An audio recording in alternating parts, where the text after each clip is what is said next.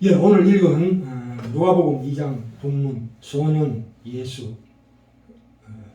1장에서 창조주이신 하나님의 성자께서 금방 다 자란 성인으로 하늘에서 강림하시지 않고 인간 본래의 모습, 출생의 모습, 아기로 태어나시고 그리고 그 성인의 과정을 밟으십니다. 그것이 우리가 볼 때는 시간과 공간의 제약, 육체적인 한계, 환경적인 장애, 방해하는 대적들이 있으므로 무거운 짐이지만 그럼에도 불구하고 예수께서 인간이 되시고 인생을 살기로 작정하시고 실제로 인생을 사심으로써 성경에서 우리에게 정언하는 것은 인간됨과 우리의 인생이 얼마나 신비스러운 것인가를 정언하고 있습니다. 초월에만 머무르지 않고 이 자연, 우리가 사는 이 현실 속에서 하나님의 형상이 드러나는 그 초월과 자연이 하나 되는 성림신의 사건이라 말로 우리 기독교 신앙의 가장 중요한 놀랍고 신비한 정체성이 있다 이 말입니다. 아멘. 이것이 과연 그래서 어디까지 가냐 하면 누가복음 24장에 보시면 24장의 36절부터 43절까지 보시면 예수께서 나타나셨을 때 이 11 제자들이 저희가 놀라고 무서워하여 그 본 것을 영으로 생각하는지라 예수께서 가라사대 어찌하여 두려워하며 어찌하여 마음에 의심이 일어나느냐 나는 영으로 나타난 게 아니라 완벽한 몸 육신의 부활로 나타났다. 그러니까 내 손과 발을 보고 나인 줄 알라. 나를 만져보라. 영은 살과 뼈가 없을 때 너희 보는 바와 같이 나는 있느니라. 이 말씀을 하시고 손과 발을 보이시고 먹을 걸 달라 하셔서 생선 한 토막을 구워 드림에 받으사 그 앞에서 잡수시더라. 야, 그러니까 이 성육신의 신비가 어디까지 연결되느냐? 부활하신 예수 그리스도 완벽한 육신의 부활까지 이어지게 됩니다.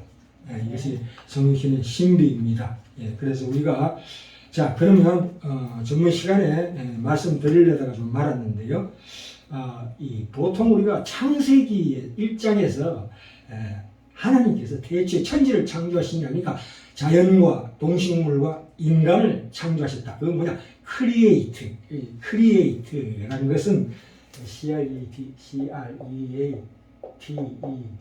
그러니까 무에서 유를 창조하시고, 그러니까 그러고 난 다음에 그 만든 재료를 가지고 궁창을 만들어서 이렇게 합니다. 궁창을 만들어서 했을 때 그건 create가 아니고 made입니다. made. 그죠? make다 이 말입니다. 그러니까 나무가 이 made라는 것은 나무를 가지고 의자를 만든다는 개념입니다. 그렇죠? 근데 우리가 여기 요한복음 1장 14절에 보시면 말씀이 육신이 되어 우리 가운데 거하시네 했을 때 우리 말씀이 육신이 되어라고 했을 때 이거를 만들었다고 생각하시면 안 됩니다. 그렇죠? 이 make라는 것은 말하자면 이 make라는 것은 인간으로 만들어졌다는 뜻이 아닙니다. 그렇게 이해하시면 안 된다 이 말입니다. 그러니까 was made 인간으로 변했다. changed into man으로 이해하시면 안 된다 이거예요. 이걸 뭘로 이해하냐면 cake로 이해하죠. cake. 우리가 그 커피를 카페에 가서 그 탁자에서 먹는 게 아니고 집으로 갖고 와서 먹거나 차로 가져갈 때 그 테이크아웃이라고 합니다. 테이크아웃. 그렇죠? 그와 마찬가지로 그 육신을 취하셨다고 보시면 됩니다. 육신을 취하셨다. 아멘. 육신을 취하신 것은 뭐냐면 I am that I am. 그러니까 출애굽기에서 나는 스스로 있는 자니라 하는 그 하나님 성자께서 그대로 그 자리를 이동시킨 거예요. 이 땅으로. 아멘. 있는 그대로 이동시켰다는 개념입니다. 그렇죠? 그래서 took on을 씁니다. take를 씁니다. 그러니까 거기에는 인간의 인성, 이 인성은 마리아에게서 받으셨습니다. 마리아에서. 그래서 우리의 족보에 인간의 족보에 들어오시는 거죠. 아브라함과 다윗이 씨로 들어오는 거예요. 그래서 거기서 살과 아까 읽었었죠? 누가복음 24장에 나는 살과 피를 가진 자다. 부활했다. 그 말이에요. 살과 피를 취하시고 이렇게 이해하시면 됩니다. 예. 네. 그러니까 우리가 이 하나님의 성자께서 육신이 되셨다, became이라고 합니다. 또는 육신을 취하셨다, to take, took on. 이것은 만들다라는 개념하고 변했다는 개념하고는 전혀 다릅니다. 그래서 로마서 8장 3절에 하나님의 성자께서 죄 있는 육신의 모양으로 오셨다고 말씀하고 있습니다. 또한 요한일서 4장 2절에도 하나님의 영은 이것으로 알지니 곧 예수 그리스도께서 육체로 오신 것을 시인하는 영마다 하나님께 속한 것이요, 이렇게 나옵니다. 그죠? 그러니까 인성의 외양만을 취한 게 아니라 진짜 인성을 취하셨다 이겁니다. 그죠? 어떤 형태나 외양이 아니라, 그러니까 우리 구약에도 보면은 천사들이 사람의 모습으로 나타나죠. 그것은 현현이라고 합니다. 신이 현현했다. 이거 보지만 그 신은 껍데기를 입고 나타나는 것하고는 다릅니다. 성부신은 완전한 진짜 인성을 취하셨다 이겁니다. 그래서 히브리서 2장 14절에도 자녀들은 혈육에 함께 속하였음에 그도 또한 한 모양으로 혈육에 함께 속하심은이라고 나오십니다. 예수 그리스도께서는 실제로 스스로 인성을 취하셨습니다. 그죠? 그 본성을 취하셨다. 2장 17절로 나오죠. 이는 실로 천사들을 붙들어 주려 하심이 아니요 오직 아브라함의 자손을 붙들어 주려 하심이라. 붙들어 준다는 말은 무슨 본성을 취한다는 얘기인데 인간의 인성을 완벽한 인성을 취한다는 거지요. 단순히 몸을 취하신 것이 단순히 우리 인간의 몸을 취하신 것이 아니라 완벽한 인성을 취하셨다. 그죠? 우리의 몸과 혼과 영을 포함하여 모든 것을 취하셨다. 그는 완전한 인간이셨다. 그러니까 그 인성을 그의 어머니 동정녀 마리아에게서 취하셨다. 그 세포에서 취하셨다 이겁니다. 뭐로 인해서? 성령으로 말미암아 잉태되셨다 이거예요. 그러니까 예수 그리스도의 인성은 우리 인생과 다릅니다. 비록 완전한 인간이시지만 새로운 창조물이 아니다 이게 크리에이터가 아니다 이거예요. 테이크다 이거예요. 그대로 오셨다 이거예요. 그 성경에서도 그러죠. 마태복음 1장 1절에도 아브라함과 다윗의 자손 예수 그리스도의 세계라. 그 인성은 우리와 같지 않다. 히브리서 2장 14절 15절에도 그 얘기가 나옵니다. 예수 그리스도께서 이 인간의 인성을 취하시지 않으셨으면 우리를 구원할 수가 없습니다. 히브리서 2장에도 분명하게 전가했듯이 우리가 살과 피를 가졌기 때문에 예수 그리스도께서도 똑같은 살과 피를 가지셔야 했다 이 말입니다. 아멘. 이 성육신에 대해서 가장 잘 나와 있는 성경 구절을 하나 들으려고 하면 빌립보서 2장 5절부터 11절에 나옵니다. 제가 읽겠습니다. 너희 안에 이 마음을 품으라. 곧 그리스도 예수의 마음이니 그는 하나님의 근본 본체시나 하나님과 동등됨을 취할 것으로 여기지 아니하시고 오히려 자기를 비워 종의 형체를 가지사 사람들과 같이 되셨고 사람의 모양으로 나타나사 자기를 낮추시고 죽기까지 복종하셨으니 곧 십자가에 죽으심이라 이렇게 나옵니다. 그죠? 그러면 어떻게 하나님이신 분이 구유에 누워있는 아기로 오실 수 있느냐 이거예요. 그래서 하나님 그 신성의 그 높은 지위를 포기했다고 볼 수 있습니다. 그렇죠? 그렇다고 해서 그 신성이 하나님으로서의 그 존귀한 지위가 상실됐거나 영원성을 잃었다는 것이 아닙니다. 그것은 하나님이 하신 일은 성자께서 이 땅에 오셔서 이곳에 계시는 동안에 자신의 신적 권위를 사용하지 않고 잠시 동안 보류하시기로 작정하셨다는 거예요. 우리를 구원하시기 위해서. 비록 여전히 아기 때나 그리고 소년 예수 때나 목수 일을 하실 때도 불구하고 공생의 전에 여전히 하나님이신 인간으로서 항상 하나님의 아들 예수로 사셨던 것입니다. 이것을 이렇게 예를 들어서 설명드릴 수 있습니다. 이 성육신이라는 것은 어떤 임금이 자기 신분을 숨기고 여행하는 보통 여행객처럼 순례하는 것을 의미하기도 합니다. 임금이거나 왕자이지만 자신이 누구인지 알리지 않습니다. 그는 마치 보통 여행자처럼 여행한다. 그렇게 행동한다. 그것이 우리 하나님의 아들이 예수가 되었을 때와 비슷하다. 똑같지는 않습니다만 그렇게 비슷하다 이해하시면 됩니다. 이 신과 인간으로서 한 인격 안에 두 가지 본성을 소유하신 분이다. 뚜렷한 두 본성이 있습니다. 신성과 인성이 충만하신 분이십니다. 예수님이야말로 하나님께서 창조하신 인간의 가장 근본적인 참된 사람의 사람이다 이 말입니다. 아멘. 애초에 하나님께서 예정하셨던 진정한 인간의 모습을 띠고 오신 분이 예수 그리스도시다. 아멘. 그는 또한 언제나 아버지 가슴 안에 품 안에서부터 나온 독특한 하나님의 독생자 아들이시다. 이렇게 하시면 됩니다. 참 아까도 말씀드렸지만 아무 힘없는 아기였을 때나 또한 그렇다 할지라도 이 소년 12세 소년 좀 더 보시면 아시겠지만 소년 때도 그는 메시아였습니다. 스스로가 메시아라고 인정하고 있었던 것입니다. 그래서 이 언제나 하나님의 아들이면서 예수 이셨다 이 말입니다. 아멘. 그것이 참된 성육신입니다. 아기, 12세 소년, 목수 그것이 진정한 성육신의 의미가 거기에 담겨 있습니다. 이제 공생을 시작하시면서는 당연히 지적도 베푸시고 하나님의 권위를 행사하셨지만 이게 바로 성육신의 진정한 뜻입니다. 아기, 12세 소년, 목수 때가 진실로 우리에게 성육신이 무엇인가를 우리가 설명해주는 가장 중요한 대목이다 이 말입니다. 아멘. 그래서 이단들은 이런 말을 하지요. 동정녀 탄생 같은 것은 없고 하나님이 실제로 동정녀의 자궁에서부터 태어날 수가 없다. 단지 예수가 세례받을 때 요한으로부터 세례받을 때에 영원한 그리스도가 사람인 예수로 들어가서 3년 동안 그 안에 계시다가 십자가에 돌아가실 때 그리스도는 다시 나오셨다. 이런 얼토당토하는 말을 하는 이단이 있습니다. 까딱하면 넘어갈 수 있습니다. 이게 초대교회에도 있었어요. 그죠? 이 자유주의 신신하게 얘기하는 겁니다. 이 성육신의 목적은 그의 죽으심과 우리를 위한 속죄입니다. 대제사장의 역할을 충실히 수행하신 분이십니다.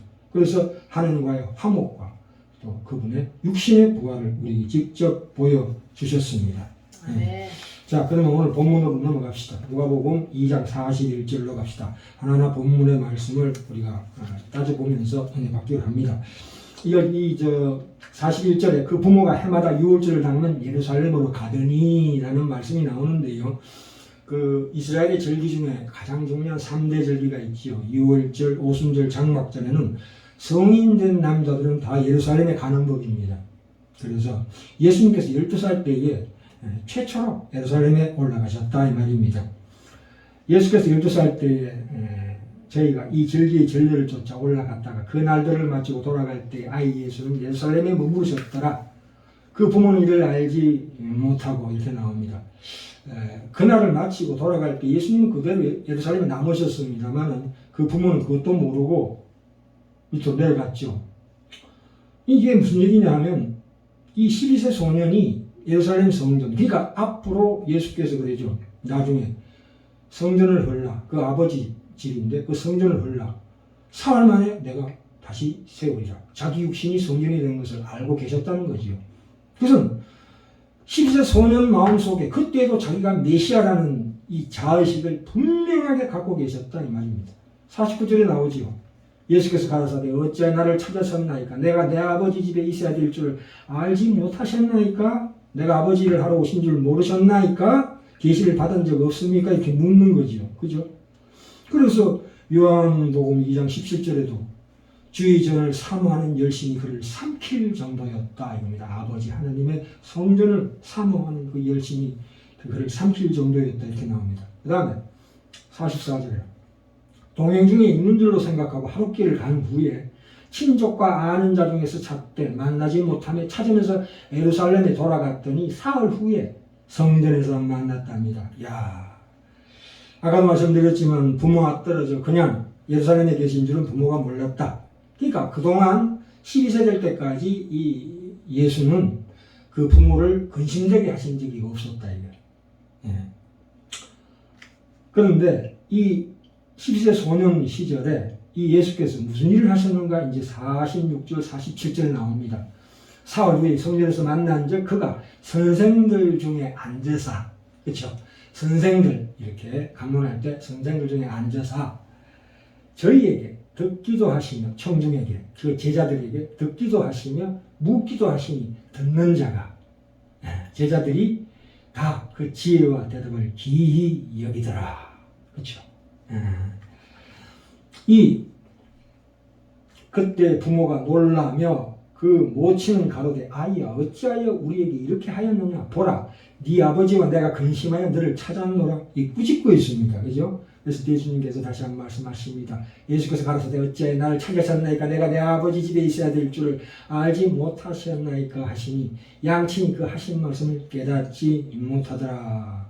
그러니까 예수님께서 친히 내가 하나님의 아들이라는 것을 증거하신 거예요. 그죠? 그러니까 예수님은 요셉과 마리아에게 나를 육신의 아들로 찾을 것이 아니고 하나님의 아들로 찾아야 한다는 암시를 주신 거죠. 그죠? 그래도 양친이 그 하신 말씀을 깨닫지 못하더라. 그죠?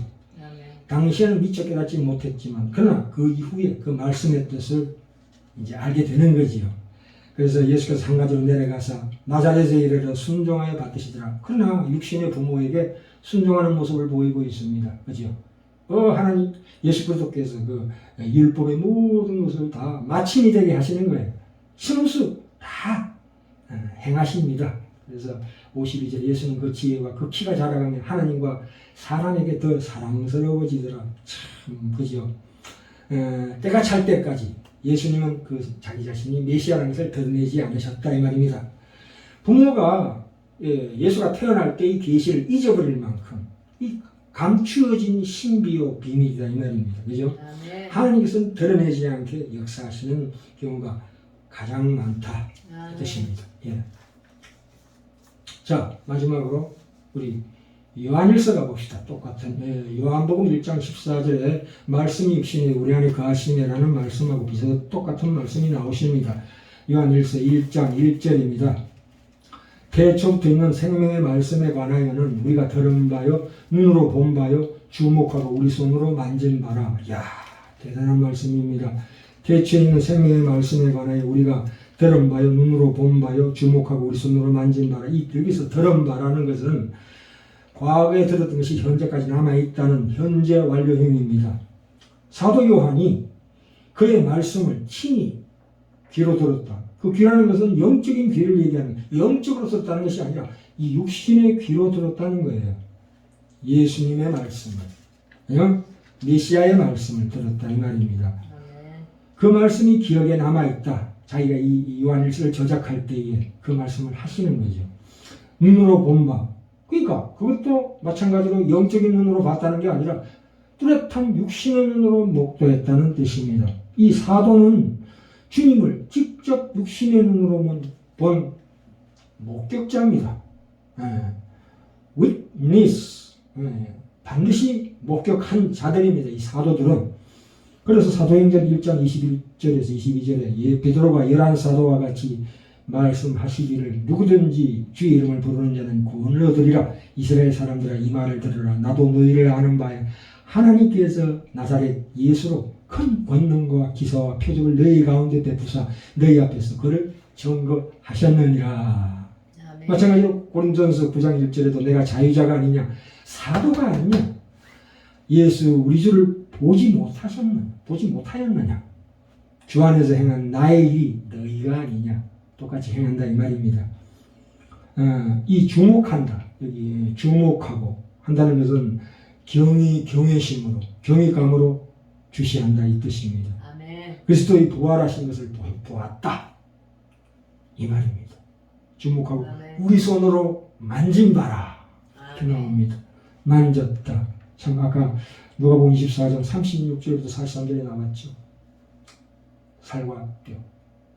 스스로 예수님께서 부활하신 육신을 나타나셔서 고기를 잡수시더라 이렇게 나옵니다. 네.